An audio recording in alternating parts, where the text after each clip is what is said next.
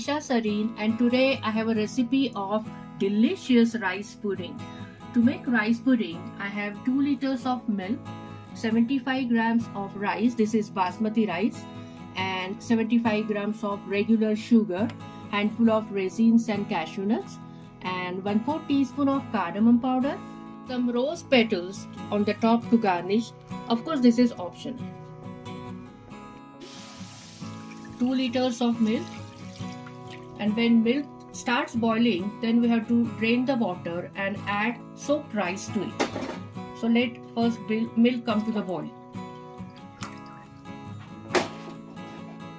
See, now milk is boiling already, so I'm going to add my soaked rice to it, and then we'll cook this rice in the milk till they are softly done and milk turns thick.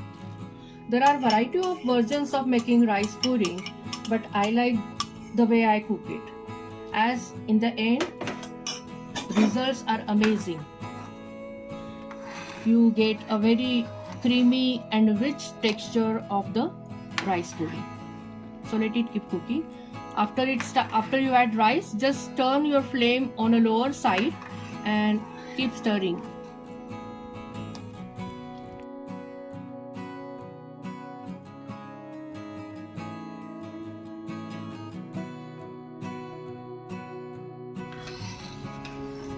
Look at the texture.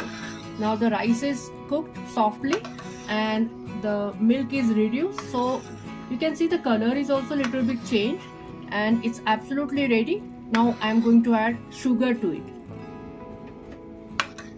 After you add sugar, again the texture will turn little runny, but do not worry, because once the rice pudding is cooled down, it's going to be a thick texture again.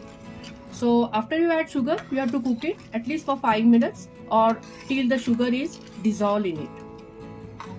Although I cooked it on medium high flame, so it took like 40 to 45 minutes to cook this texture. So you can cook it on high flame, no problem, but you have to be there to keep stirring it, otherwise it could stick down. This rice pudding is ready to serve. So I'll serve it in a bowl. So now I'm garnishing with some dash of nutmeg and cardamom powder. Also you can garnish some dry fruits. So this was my today's recipe of rice pudding. See you in the next video with some new recipes. Till then, take care and goodbye.